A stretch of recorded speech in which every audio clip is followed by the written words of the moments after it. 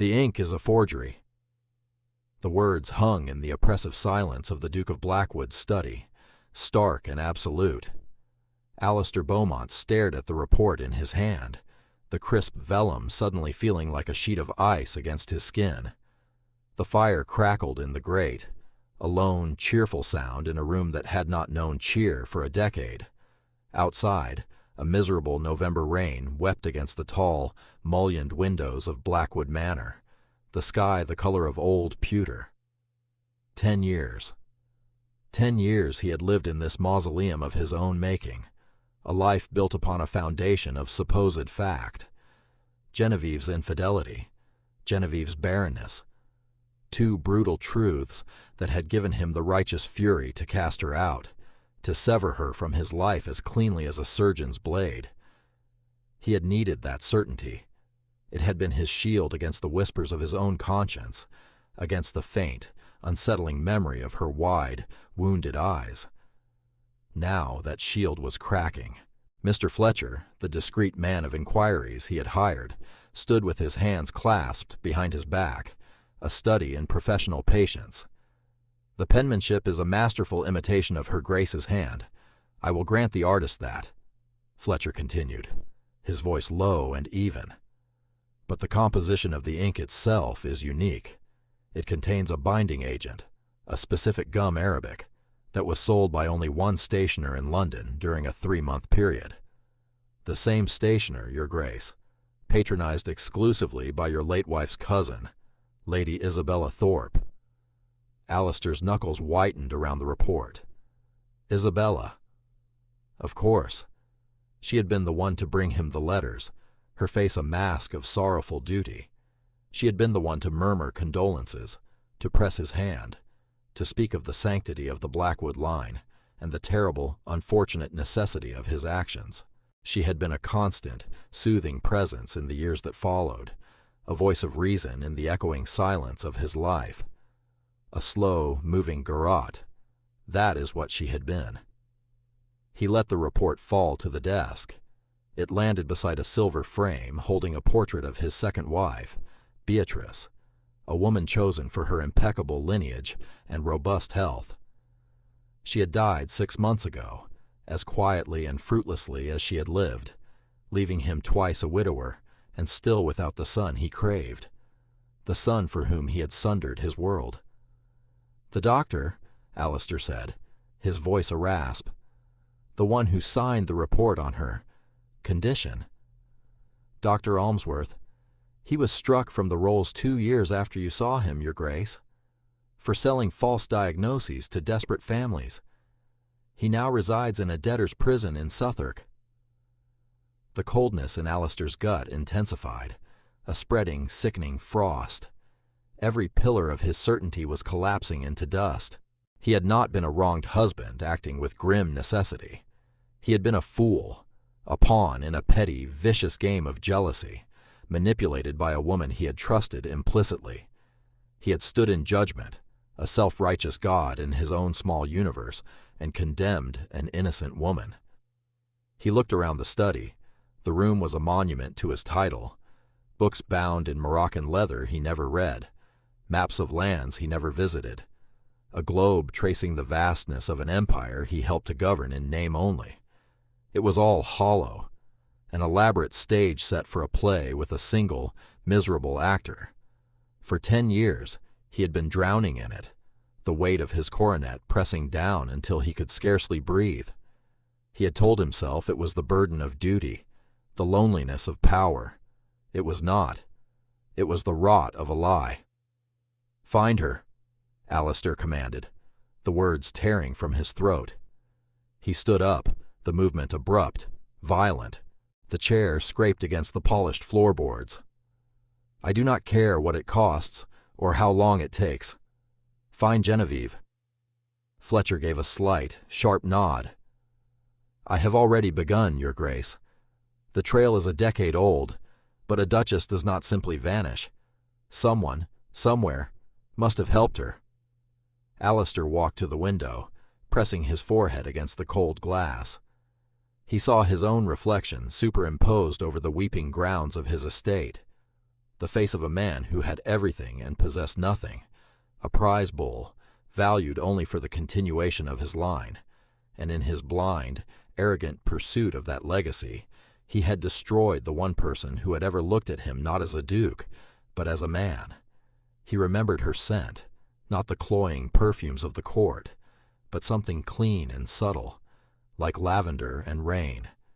He remembered the way she would sit by this very window, her fingers tracing the patterns of the frost in winter, her expression quiet and unreadable. He had mistaken her stillness for placidity, her silence for consent. He had never once bothered to ask what she was thinking. He had never considered that her inner world might be as vast and complex as his own.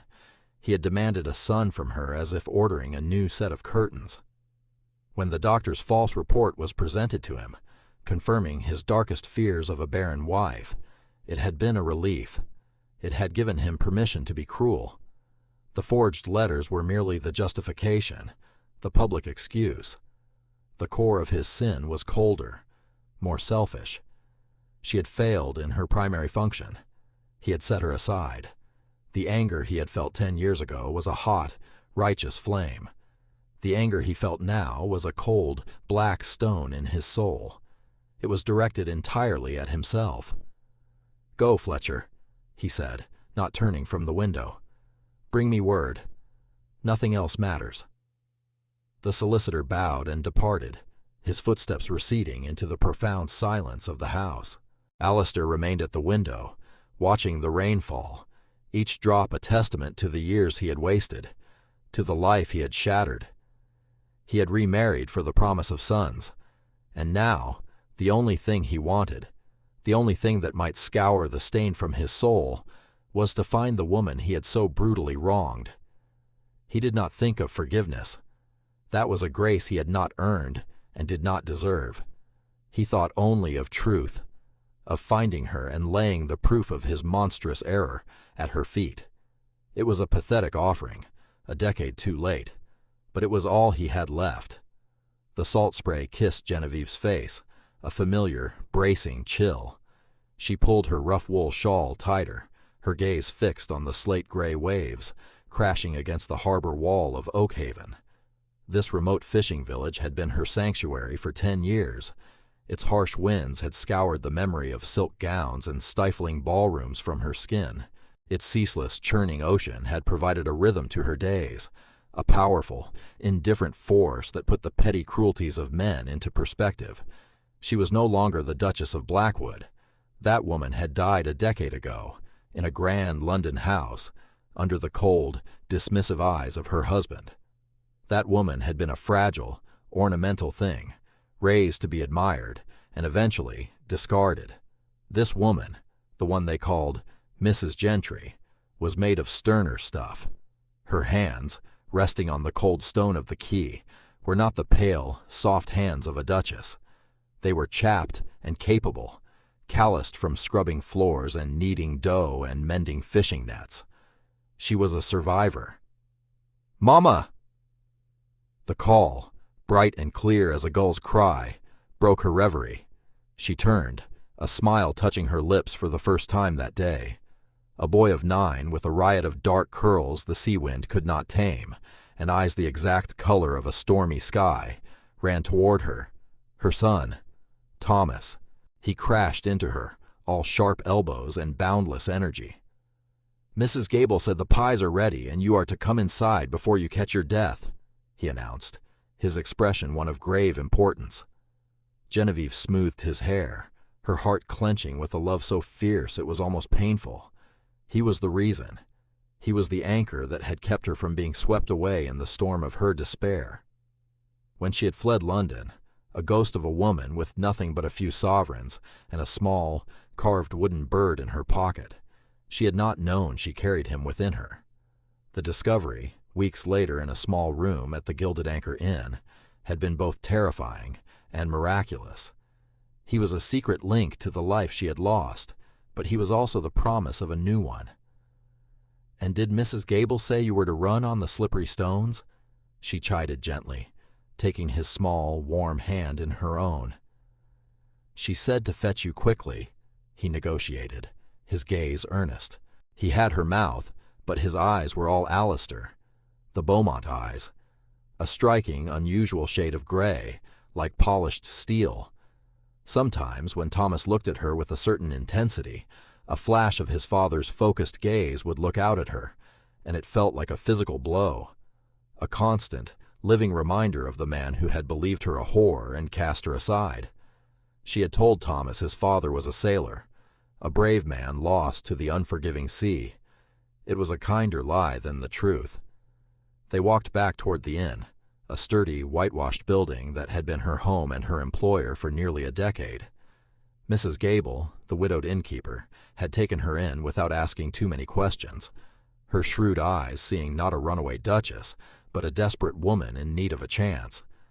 That quiet act of trust had saved Genevieve's life. The air inside was warm, thick with the smell of baking bread, roasting meat, and wood smoke. It was the scent of life, of work, of community, so different from the cloying, sterile scent of beeswax and wilted flowers that she remembered from Blackwood Manor. Here she was useful. She had a purpose beyond adorning a duke's arm. "There you are," Mrs. Gable said, her hands dusted with flour, "staring out at that water again. You'll fall in love with it one day and leave me." "Never," Genevieve said, her smile genuine. "Who else would tolerate my lumpy gravy?" "True enough," the older woman grunted, but her eyes were kind. She glanced at Thomas, who was already trying to sneak a piece of broken pastry from the counter. "This one has your appetite, at least." Genevieve set about her work, her movements efficient and practiced. She served gruff fishermen and weary travelers, her past life a distant, half-remembered dream. She had built this new existence with her own 2 hands. It was a small life, a hard life, but it was hers. She was beholden to no one. She was safe. That evening, after the last of the patrons had stumbled out into the night, she sat with Thomas by the fire in their small attic rooms. The wind howled outside, rattling the window frames. Thomas held the small wooden bird she had given him, a simple, whittled thing her own father had carved for her long ago. It was the only object she had taken from her old life, a tangible link to a time before dukes and duties had crushed her spirit. "Mama," Thomas said, his voice sleepy, "if my father was lost at sea, does that mean he is a ghost now?" Genevieve's hands stilled in her lap. "Why would you ask that?" "Old Man Hemlock says the ghosts of drowned sailors walk the cliffs on stormy nights, looking for what they lost." A cold dread, sharp and unexpected, pierced the warm contentment of the room. "That is just a story, my love," she said, her voice a little too tight. "But what if he is looking for us?" She pulled him close, burying her face in his hair, inhaling the clean scent of him. "He knows we are safe," she whispered, a lie meant to soothe him, and herself. But as she held her son, the solid, living proof of her past, she felt a tremor of fear. She had built her fortress here in Oakhaven, walling herself in with hard work and anonymity. But she knew, with a certainty that chilled her to the bone, that fortresses could be breached. Secrets could not be kept forever.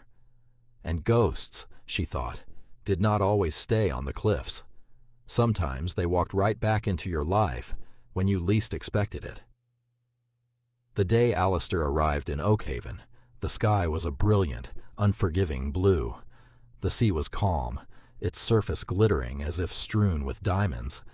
It was a beautiful day, a day for hope, which made the grim purpose of his journey feel all the more profane. Fletcher's final report had been concise. A woman matching the former Duchess's description, using the name Gentry, had been living in the village for 10 years. She worked at an inn, the Gilded Anchor. There was also a child, a boy of 9. Alistair had ridden from London himself, pushing his horse to the point of exhaustion. He had left his ducal carriage and his servants behind. This was not a task for a duke. This was a penance for a man. He dismounted at the edge of the village, his legs unsteady. The air smelled of salt and fish and wood smoke. a raw, vital scent so different from the perfumed rot of the city. He saw her almost immediately. She was standing outside the inn, shaking out a large tablecloth.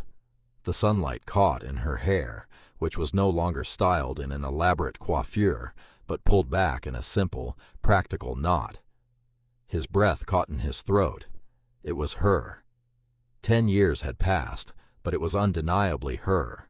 She was thinner, and the elegant softness of her features had been honed into a starker, more compelling beauty.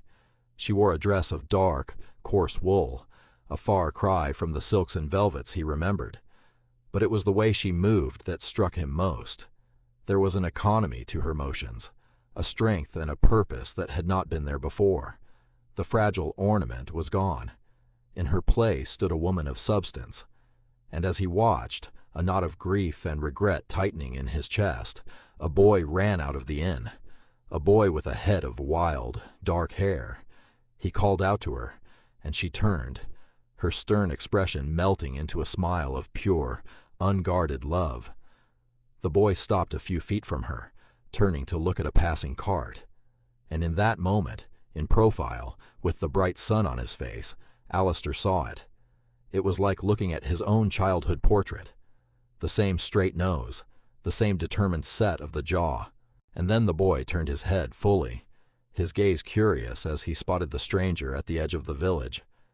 The eyes, steel gray, the Beaumont eyes, the world tilted on its axis. Alistair gripped the leather of his saddle to keep from falling. A son. He had a son. The heir he had obsessed over, the legacy he had been willing to ruin his life for, had been there all along. He had held him in his hands, a 9-year-old boy with his mother's smile and his father's eyes, and he had thrown him away like refuse. The nausea that had been building for weeks crested into a tidal wave. He felt the bile rise in his throat. He had not just wronged Genevieve. He had abandoned his own child. He had left his son, the future Duke of Blackwood, to be raised in a remote fishing village, while he sat in his silent, empty mansion, mourning a legacy he had already possessed and discarded. He did not know how long he stood there, frozen in his horror. It was the boy who broke the spell. He pointed a small finger at Alistair. "Mama?" the boy said, his voice carrying clearly in the still air. "Who is that man?" Genevieve turned. Her eyes scanned the distance and then locked with his. The smile vanished from her face. It was not replaced by shock or fear or even hatred. It was replaced by nothing, a terrifying, absolute emptiness. The warmth she had shown her son was extinguished, leaving behind a wall of glacial ice. She put a protective arm in front of the boy, shielding him. He had to move. He had to speak. He forced his legs to carry him forward, each step an agony. The distance between them felt like a mile. As he drew closer, he could see the fine lines around her eyes, the faint scar on her chin he had never noticed before. He saw a stranger he knew better than anyone on earth. He stopped a few feet away from her. The boy, Thomas, stared at him with an unnerving intensity, his head tilted. "Genevieve," Alistair said. Her name felt like a shard of glass in his mouth. She did not respond. She simply stared at him, her expression unyielding. "I know," he began, his voice cracking. "I know what was done. The letters were forgeries. The doctor lied. It was Isabella, all of it." He had rehearsed this. He had imagined this moment 1,000 times on the long ride from London. He had thought the truth would be a key, something to unlock the years of pain. He was wrong. She gave a short, bitter laugh. It was a sound more terrible than any scream. "You think your truth matters to me now?" she asked, her voice low and laced with a decade of honed contempt. "You think a revelation changes 10 years of scrubbing floors on my hands and knees? 10 years of wondering if my son would have enough to eat?" She pushed Thomas gently behind her, a lioness shielding her cub. "This is my home. This is my life. You have no place here, Your Grace." The title was a slap in the face, a deliberate, calculated strike meant to wound. It told him exactly where he stood. He was not Alistair to her. He was a title, an institution, a remote and cruel power that had crushed her. "The boy," he managed to say, his gaze flicking to the child half hidden behind her skirts. He is my son," she cut in, her voice like flint.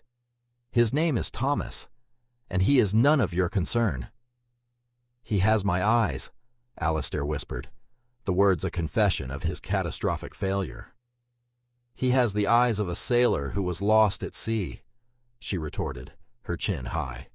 "A brave man, a good man, nothing like you." The cruelty of it was breathtaking. She was using the lie she had built for her son as a weapon against him, and he deserved it. He deserved every ounce of her scorn. He reached into his coat, his hand trembling, and pulled out the folder containing Fletcher's reports. The proof, the forgeries, the doctor's confession, the trail of payments from Isabella. "Please," he begged, holding it out to her. "Just look. See for yourself." She did not even glance at it. "Your pieces of paper mean nothing. Your words mean nothing. You looked at me 10 years ago and saw a liar and a whore. You did not need proof then, and I do not need it now. Leave Oakhaven. Do not ever come near me or my son again." She turned, her back ramrod straight, and guided Thomas toward the door of the inn. The boy looked back at Alistair over his shoulder, his expression one of pure, childlike curiosity. In his small hand, he clutched a little carved wooden bird. Alistair froze. He remembered that bird, a trivial memory from the first weeks of their marriage. She had been telling him about her father, a quiet country gentleman. He had carved it for her. She had kept it in a small box by her bed. In his rage, when he had sent his men to pack up her belongings and send them away, he had told them to burn everything. He had wanted to erase her, but she had taken this one small thing, this one piece of her life before him. The sight of that simple toy in his son's hand, a relic of a past he had tried to annihilate, broke something inside him. She was right. The truth was not enough. The damage was too deep. Words and papers could not mend a life that had been so utterly shattered. He watched her disappear into the inn, the door closing behind her with a soft, final click. He stood alone in the brilliant, mocking sunlight, the useless proof in his hand. He had found her. He had found his son, and he had lost them both, all over again. Genevieve's hands trembled so violently, she could not pick up the needle. She sat in her small attic room, the mending forgotten in her lap. The door was barred. Thomas was downstairs with Mrs. Gable, safe for the moment, but the feeling of safety she had so carefully cultivated for a decade had been shattered. He was here, the Duke of Blackwood. The ghost from her past had walked out of the fog of memory and stood before her, solid and real, and breathing the same salt air that she did. She had practiced this moment in her mind, in the darkest hours of the night when sleep would not come. She had imagined herself strong, defiant. She had imagined spitting his name back in his face, but the reality had been so much worse. The sight of him, older, his face etched with a harshness she did not recognize, had stolen the air from her lungs, and the look in his eyes when he had seen Thomas. It was not triumph. It was not anger. It was a raw, bottomless despair. It was the look of a man seeing the full scope of his own damnation. A knock came at the door, soft but insistent. "Jen, it's me." Mrs. Gable's voice. Genevieve took a shuddering breath and unbarred the door.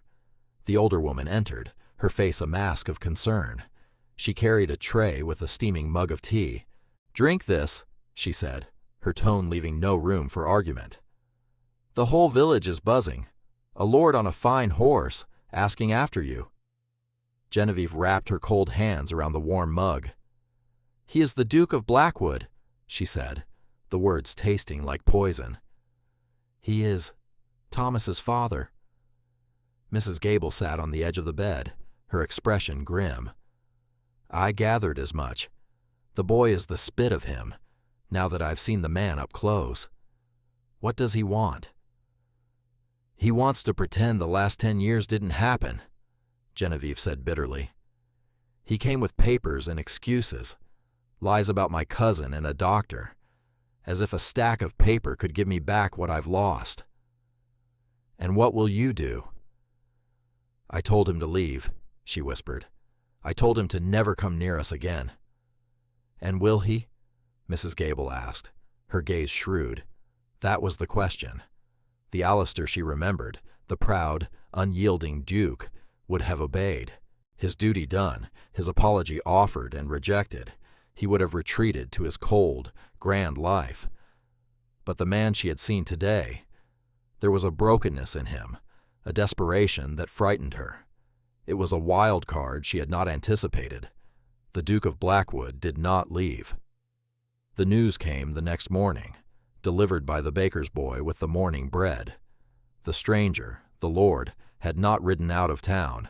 He had taken a room, not at the inn, which would have been the logical choice, but he had paid an exorbitant sum to rent Old Man Hemlock's vacant fishing cottage at the far end of the beach, a tiny, ramshackle hovel with a leaking roof and a constant view of the sea, and of the gilded anchor.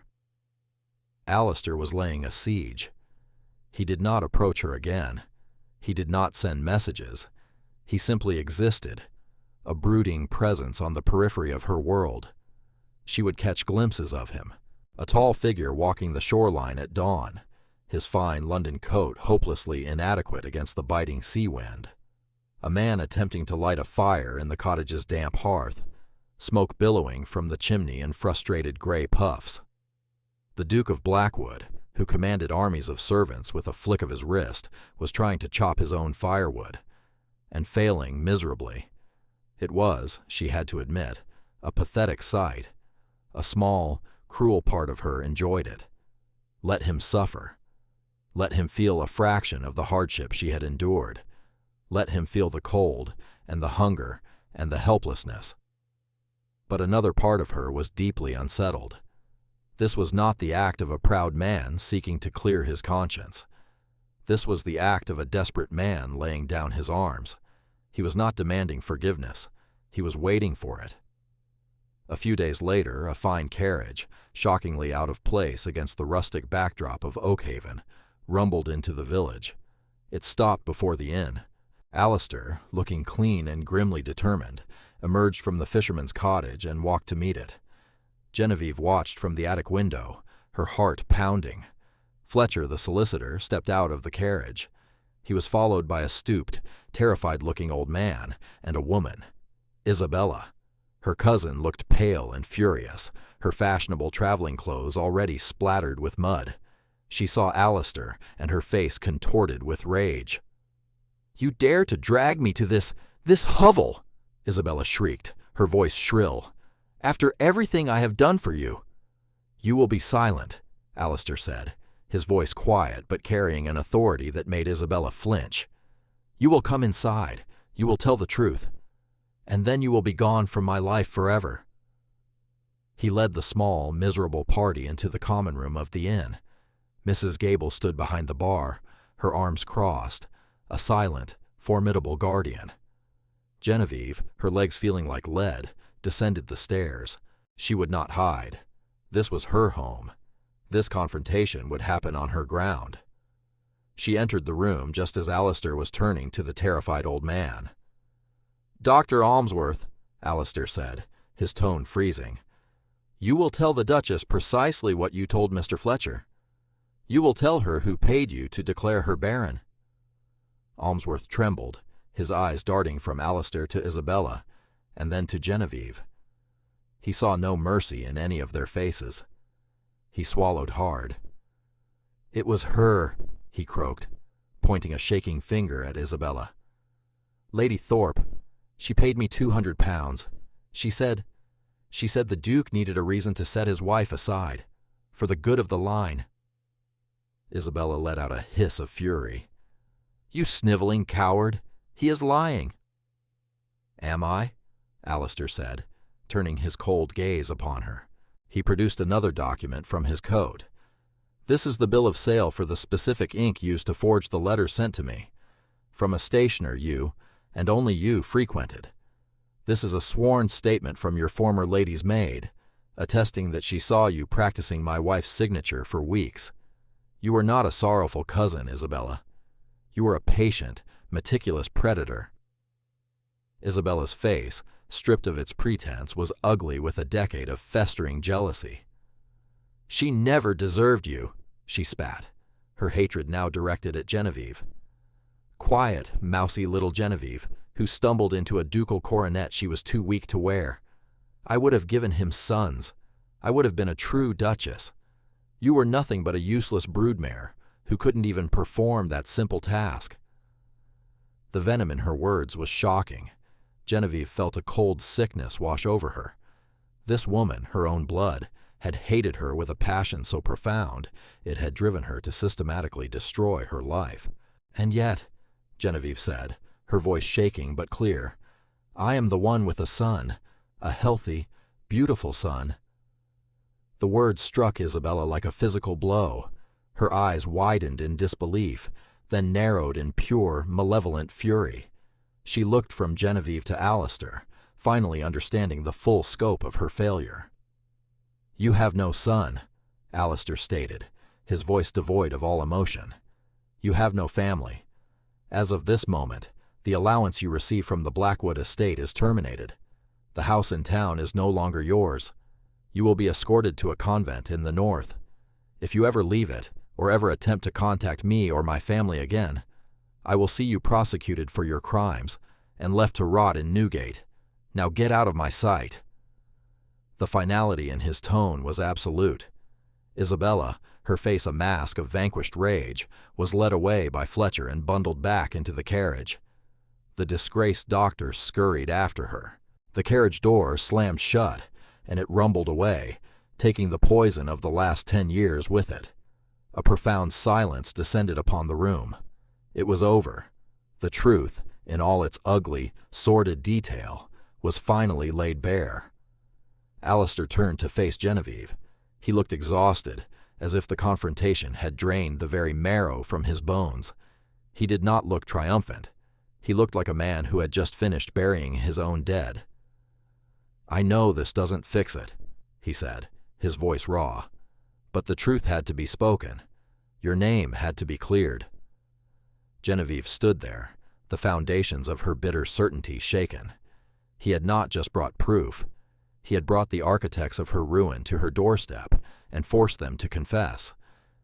He had not hidden his shame or his gullibility. He had exposed it all for her to see.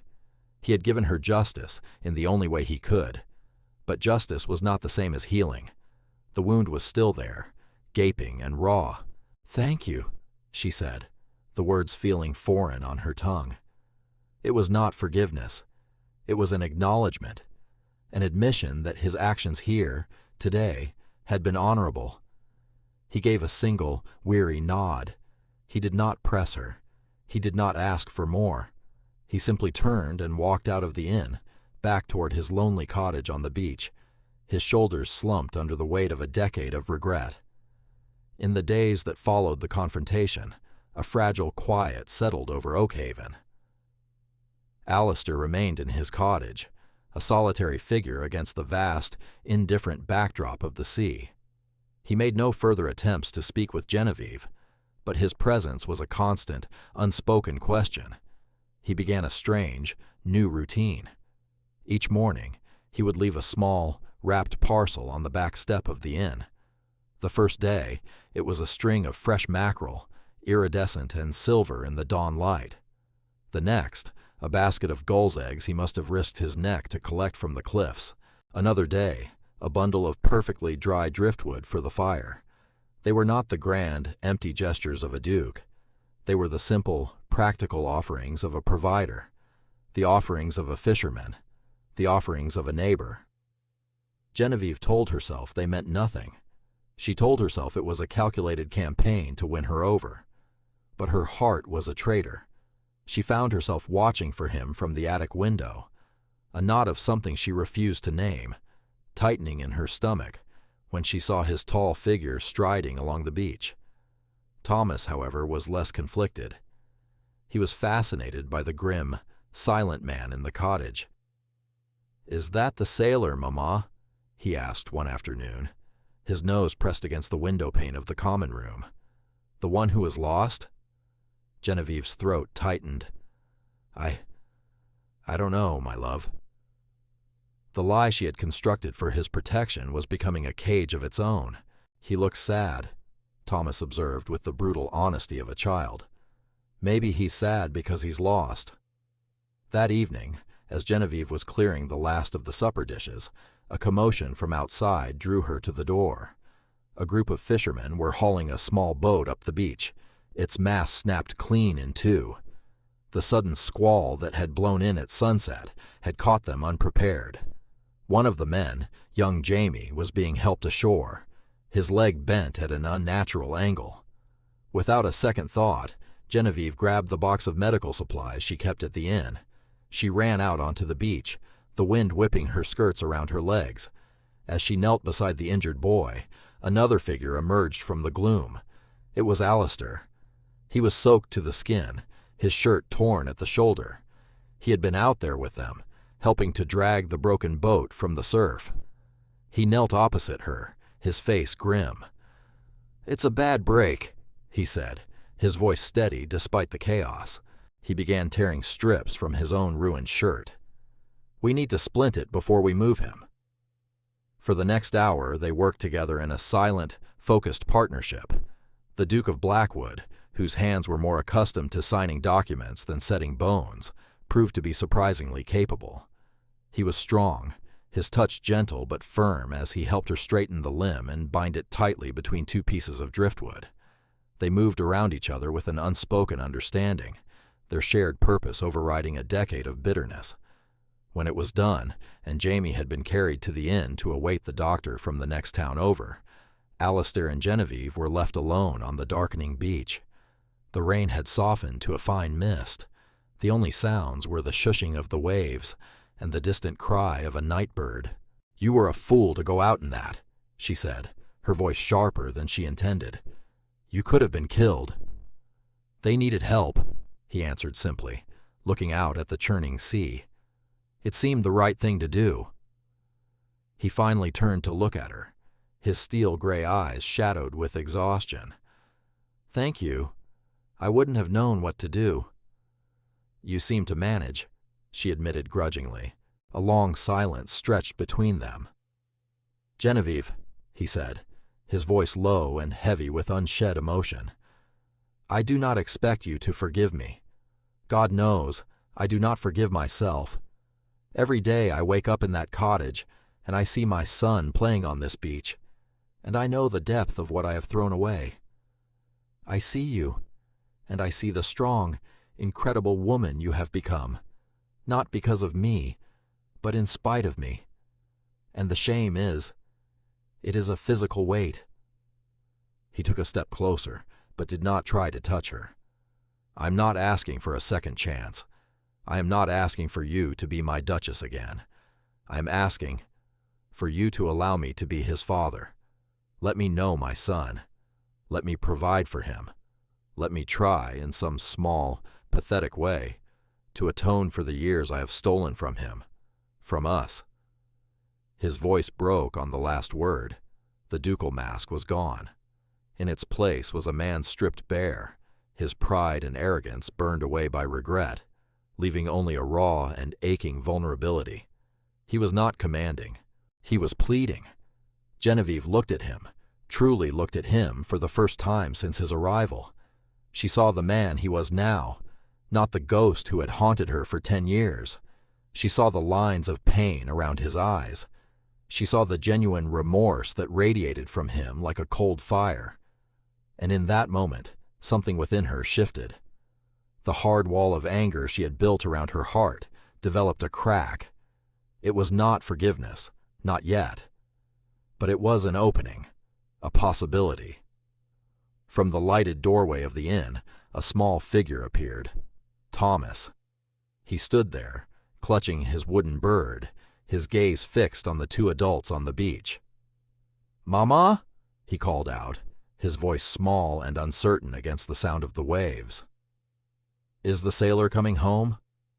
Alistair's face crumpled. He turned away, unable to look at the child, a ragged sob catching in his throat. He, who had commanded so much, was utterly undone by the simple question of a boy he did not know. Genevieve looked from her heartbroken husband to her questioning son, her past and her future, standing a few yards apart on a dark, windswept beach. Her carefully constructed world had been invaded, but perhaps, she thought with a sudden, terrifying clarity, it had not been destroyed. Perhaps it was being rebuilt. She took a deep breath, the salt air filling her lungs. "Come inside," she said, her voice quiet but firm, directed at them both. "It is cold out." It was not an invitation back into her life, but it was an invitation out of the storm, and for now it was enough. Alistair followed her into the warm, bright common room of the inn, like a man being led from a dungeon. Mrs. Gable took one look at his soaked, disheveled state and bustled off toward the kitchen to heat a kettle. Thomas stood near the hearth, watching Alistair with wide, curious eyes. He had never seen a grown man weep. "You are hurt," Thomas stated, pointing to the tear in Alistair's shirt and the raw scrape on his shoulder. Alistair flinched, as if the boy's simple observation was an accusation. He knelt, wincing as the movement pulled at his tired muscles, bringing himself down to his son's level. He seemed at a complete loss for words. The Duke of Blackwood, a man renowned for his cool oratory in the House of Lords, could not speak to his own child. Yes, Alistair finally managed, his voice hoarse. "The boat." Thomas held up his small wooden bird. "My father was a sailor," he said. "He was lost on a boat." Alistair's gaze fell on the simple carving, then lifted to meet Genevieve's. The pain in his eyes was so profound, it was almost a physical presence in the room. He understood now. He understood the story she had woven to protect their son from the truth of his abandonment. "He was," Alistair agreed, his voice thick. "He was very lost." Genevieve's heart ached. This was crueler than any punishment she could have devised. She saw the man she had once loved, before the title had consumed him, struggling to connect with the son he had never known. Mrs. Gable returned with a tray bearing a pot of tea, a bottle of brandy, and a bowl of hot water with clean cloths. She set it on a table near the fire. "See to yourself, Your Grace," she said, her tone brisk but not unkind. "You're no good to anyone with pneumonia." Genevieve hesitated for a moment, then took one of the cloths, dipped it in the warm water, and approached Alistair. "Let me," she said softly. He looked up at her, his expression one of disbelief. He remained kneeling, perfectly still as she gently cleaned the grit and sand from the scrape on his shoulder. Her touch was professional, impersonal, the same care she would have shown any injured fisherman. But it was touch, nonetheless, the first time she had willingly made contact with him in a decade. His skin was cold. He shivered, but not, she suspected, from the chill alone. As she worked, Thomas crept closer, his initial apprehension warring with his curiosity. "Does it hurt?" he asked Alistair. Alistair shook his head, his gaze never leaving Genevieve's face. "No," he whispered, "not anymore." When she was finished, she stepped back. The small act of intimacy had left the air thick with unspoken words. Alistair slowly rose to his feet. He looked from her to his son, a man adrift between two worlds. "I should go," he said, though he made no move toward the door. The thought of returning to the cold, empty cottage was clearly unbearable. "Stay," Genevieve heard herself say. The words surprised them both. "Just for a little while. By the fire." It was a truce, a temporary ceasefire in a long and bitter war. He sank into a chair by the hearth, exhaustion etched into every line of his body. Mrs. Gable poured him a generous measure of brandy, which he accepted with a grateful nod. Thomas, emboldened, settled on the floor near Alistair's chair, examining the Duke's scuffed and waterlogged boots with great interest. Genevieve sat opposite them, her hands wrapped around a cup of tea, her mind a whirlwind of confusion and reluctant hope. For an hour, they sat in a strange, domestic silence. The only sounds were the crackling of the fire and the howling of the wind outside. It was not comfortable, but it was not hostile. It was a beginning. Finally, Alistair spoke, his voice low. "Blackwood Manor is empty. It has been empty for 10 years, even when it was full of people. I walk through the halls and all I hear is the echo of my own failure." He looked at Thomas, who was now tracing patterns on the dusty floor. "I filled my life with duty and obligation, telling myself it was a noble sacrifice. But I was just a coward. It was easier to be a duke than it was to be a husband. It was easier to believe a lie than to trust my own heart." He drained the brandy in his glass. "I will not ask you to come back, Genevieve. I have no right. But Thomas, he is the heir. He deserves his birthright. He deserves the protection and the opportunities that the title can provide. He deserves a father." "He has had a good life here," she said defensively. "I do not doubt it," Alistair said quickly. "You have given him something I never could, a home filled with love, not just privilege. You have made him a good, decent boy. I can see it. But the world is not a kind place. As the Duke of Blackwood, he will have the power to protect himself, to make a difference. Here, he will always be a fisherman's son, at the mercy of the tides and the whims of men like me." He was right. She had railed against the gilded cage of the aristocracy, but she also knew the protection its bars provided. She had wanted to shield Thomas from the world that had hurt her, but in doing so, was she denying him his own strength? "What are you proposing?" she asked, her voice wary. "Come back to Blackwood," he said, leaning forward, his intensity palpable. "Not as my wife, if you cannot bear it, but as the mother of the heir. I will give you your own wing of the house, your own staff, your own income. You will have complete independence. You will be the Dowager Duchess if you wish. But let Thomas take his place. Let me be a father to him.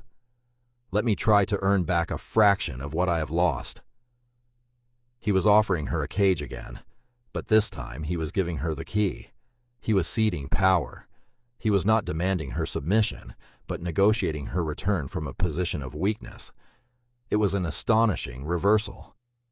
She looked at Thomas, who had fallen asleep on the rug, his head pillowed on his arm, his little wooden bird still clutched in his hand. He was her whole world, and that world was suddenly, terrifyingly, expanding. "I will think about it," she said, and for the first time in 10 years, the future was not a closed door, but a path shrouded in mist, waiting to be walked. Months later, the late summer sun streamed through the tall windows of the morning room at Blackwood Manor. The light was warm, not oppressive. The air smelled not of dust and regret, but of fresh-cut roses and the faint, sweet scent of baking bread from the kitchens. The oppressive silence was gone, replaced by the distant sound of a child's laughter, echoing from the gardens. Genevieve stood by the window, watching Thomas chase a butterfly across the vast, manicured lawn. He was dressed in a fine linen shirt and trousers, but he had refused to give up his sturdy Oakhaven boots, and he wore them with a stubborn pride that made her smile. Her return to Blackwood had been a strange, surreal experience. The servants, who had whispered about her scandalous departure 10 years ago, now bowed to her with a mixture of awe and fear. She was the returned Duchess, the mother of the long-awaited heir. She had been given the entire East Wing, a beautiful suite of rooms overlooking the gardens, just as Alistair had promised. She had her own staff, her own carriage, her own fortune. She was, for all intents and purposes, an independent power within the estate. Alistair had been true to his word. He had not pressured her. He had not intruded on her solitude. He had focused all his attention on being a father. He spent hours with Thomas, teaching him to ride, reading to him from the vast library, explaining the complex history of the land that would one day be his. He was patient, kind, and unfailingly gentle. He was courting his son, and in courting his son, he was, inadvertently, courting her. She saw him not as the Duke, but as a father. She saw his genuine joy in Thomas's company, the way his face would soften when the boy asked a question, the quiet pride in his eyes when Thomas mastered a new skill. He was a different man. The arrogance and impatience had been burned away, leaving behind a humility that was far more compelling than his former power. She heard a step behind her and turned. Alistair stood in the doorway, a small, velvet box in his hand. "He looks happy," Alistair said, his gaze following hers out to the garden. "He is," Genevieve agreed. "He has a father." Alistair walked toward her, stopping a few feet away. The space between them was no longer a chasm of bitterness, but a quiet, respectful distance. "And his mother?" he asked softly. "Is she happy?" Genevieve considered the question. Happy was a complicated word. She was not the carefree girl she had once been. She was not the bitter, angry woman she had become in Oakhaven. She was something new. She was whole. "I'm at peace," she answered. He nodded, accepting that. He opened the small box in his hand. Nestled on the dark velvet was her wedding ring, the heavy gold band with the Blackwood crest that she had left on her pillow a lifetime ago. "I have kept this," he said. It felt wrong to dispose of it, a reminder of my failure. He held it out to her, not as a demand, but as an offering. "I know our marriage was a contract, a duty, and I failed in my part of that contract. But what I feel for you now, it has nothing to do with duty. Genevieve, I love you. I love the woman you were, and I am in awe of the woman you have become. I do not deserve you, but I will spend the rest of my life trying to be a man who does." Her heart, which she had guarded for so long, felt as if it might break. This was the man she had caught glimpses of all those years ago. The man she had thought she could love, before the title had poisoned everything. She looked from the ring to his face, at the raw hope and fear in his eyes. She thought of the cold cottage in Oakhaven, of the shared work on the stormy beach, of the quiet evenings spent watching him with their son. He had not just spoken of atonement, he had lived it. Slowly, she reached out and took the ring from the box. It was heavy in her palm, a solid weight of history and pain, but it was also a circle, unbroken. She did not put it on her own finger. Instead, she took his left hand and slid the ring onto his finger. "A marriage is a partnership, Alistair," she said, her voice steady. "It requires two people, both of whom failed." He stared at the ring on his own hand, a look of profound confusion on his face. "I failed to speak," she continued. "I failed to fight for us. I accepted the cage because I did not believe I had the strength to break the bars. I will not make that mistake again." She took his other hand, the one not bearing the ring, and held it. "We cannot go back, but we can go forward, together, as partners." Tears welled in his eyes. He brought her hand to his lips, his touch reverent. "Genevieve," he whispered, his voice thick with a decade of unshed emotion. From the garden, a joyous shout erupted. Thomas had finally caught the butterfly, holding it gently in his cupped hands. He turned and ran toward the house, his face alight with triumph. "Mama! Father! Look!"